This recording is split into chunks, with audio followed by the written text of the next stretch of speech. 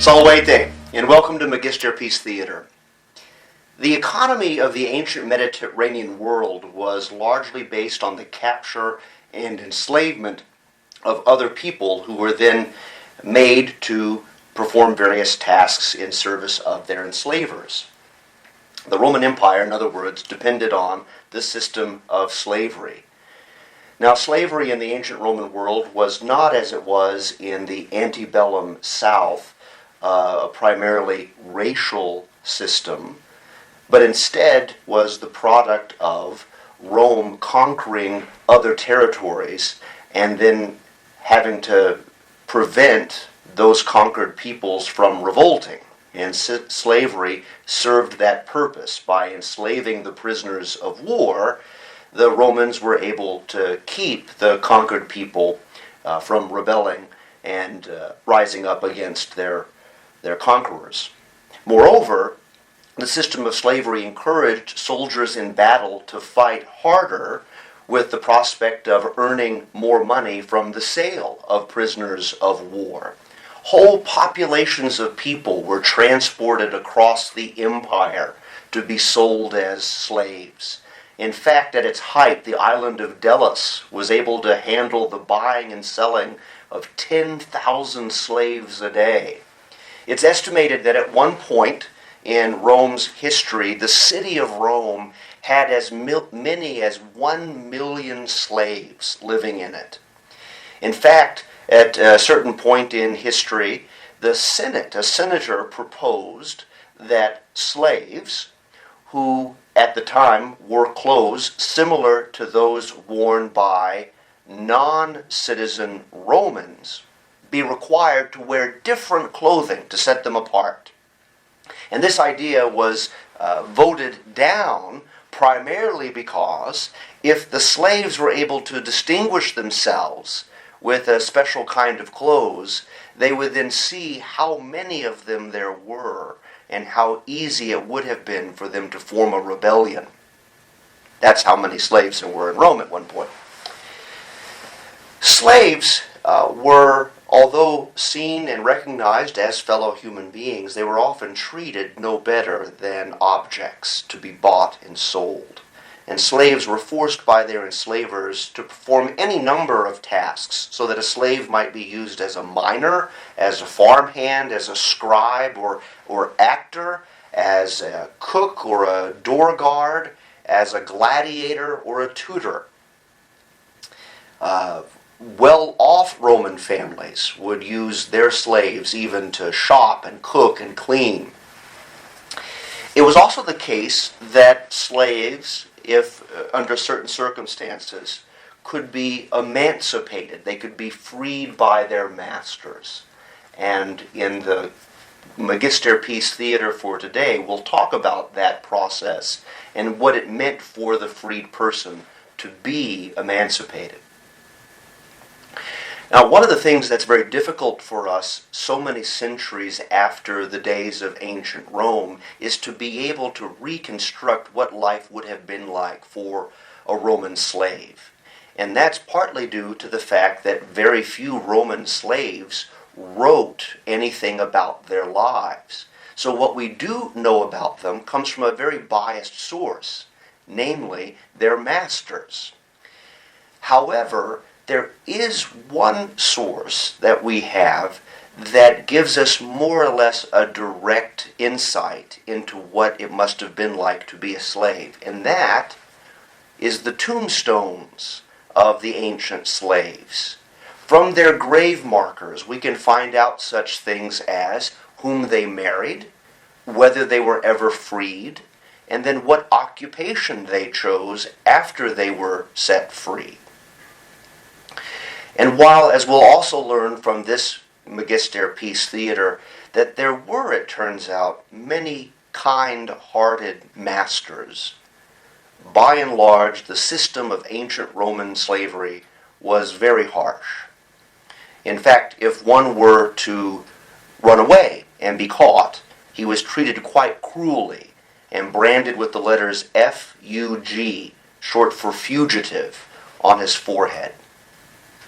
It's also the case that there were 3 servile wars in ancient Roman history, during which time slaves revolted and by killing their enslavers and freeing themselves.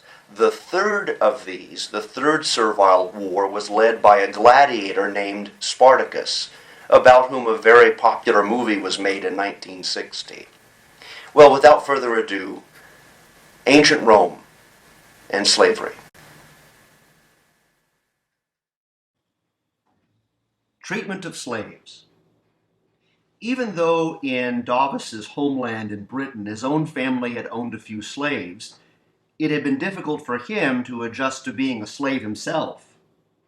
Adjust he did, however, perhaps by taking advice similar to the following, given by an overseer to newly captured slaves. If the immortal gods wished you to endure this calamity, you must endure it with calm spirits. If you do so, you will endure the toil more easily. At home, you were free, so I believe. Now, as slavery has befallen you, it is best to accustom yourselves and to make it easy for your master's commands and for your own minds. Whatever indignities your master commands must be considered proper. Plautus, The Captives, lines 195 to 200.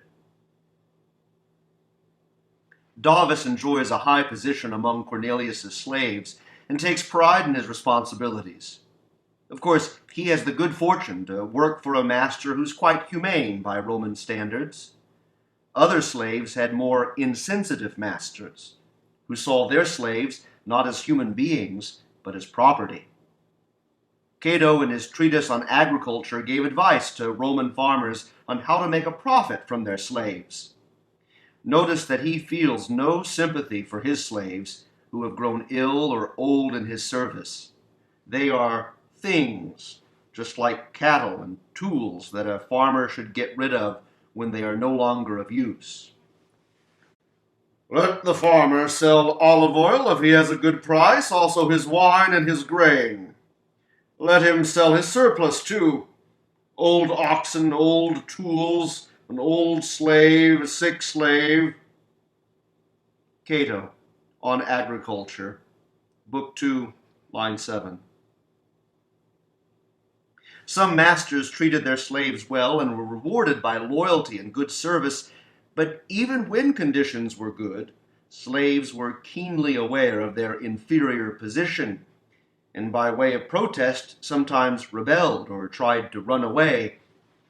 If they were recaptured, the letters F-U-G for fugitivus, runaway, were branded on their foreheads. Some owners treated their slaves very badly. Even if the owner were not as bad as the despised Vedius Pollio, who fed his slaves to lampreys, slaves were liable to be severely punished, often at the whim of their master. Does Rutilius believe that the body and soul of slaves are made the same as their masters? Not likely. Nothing pleases him more than a noisy flogging. His idea of music is the crack of the whip. To his trembling slaves, he's a monster, happiest when some poor wretch is being branded with red-hot irons for stealing a pair of towels. He loves chains, dungeons, branding, and chain-gang labor camps. He's a sadist. Juvenal, Satires. Female slaves also were often subjected to ill treatment by self-centered mistresses. Juvenal tells how a slave woman was at the mercy of her mistress. If the mistress is in a bad mood, the wool maid is in trouble, the dressers are stripped and beaten, the litter bearers accused of coming late, the rods are broken over one poor wretch's back, another has bloody wheals from the whip, and a third is flogged with the cat-o'-nine-tails. The slave girl arranging her mistress's hair will have her own hair torn and the tunic ripped from her shoulders because a curl is out of place. Juvenal, Satires. On the other hand, Pliny the Younger speaks of owners who treated their slaves fairly and sympathetically. In a letter to a friend, he writes, I've noticed how kindly you treat your slaves. So I shall openly admit my own easy treatment of my own slaves. I always keep in mind the Roman phrase, father of the household. But even supposing I were naturally cruel and unsympathetic, my heart would be touched by the illness of my freedman Zosimus. He needs and deserves my sympathy. He's honest, obliging, and well educated. He is a very successful actor with a clear delivery. He plays the lyre well and is an accomplished reader of speeches, history, and poetry. A few years ago, he began to spit blood, and I sent him to Egypt. He has just come back with his health restored. However, he has developed a slight cough. I think it would be best to send him to your place at Forum Julii, where the air is healthy and the milk excellent for illness of this kind. Pliny the Younger, Letters. It was possible for a slave to buy his freedom if he could save enough from the small personal allowance he earned. Some masters gave their slaves their freedom in a process called manumission, manumitio, as a reward for long service. A slave who had been set free was called a libertus, and would wear a felt cap called a pileus. Many who were freed and became rich used to hide with patches the marks that had been made on their bodies and faces when they were slaves. I am very upset by illness among my slaves. Some of them have actually died, including even younger men. In cases like this, I find comfort in two thoughts. I am always ready to give my slaves their freedom, so I don't think their deaths so untimely if they die free men. I also permit my slaves to make a will, which I consider legally binding. Pliny the Younger, Letters.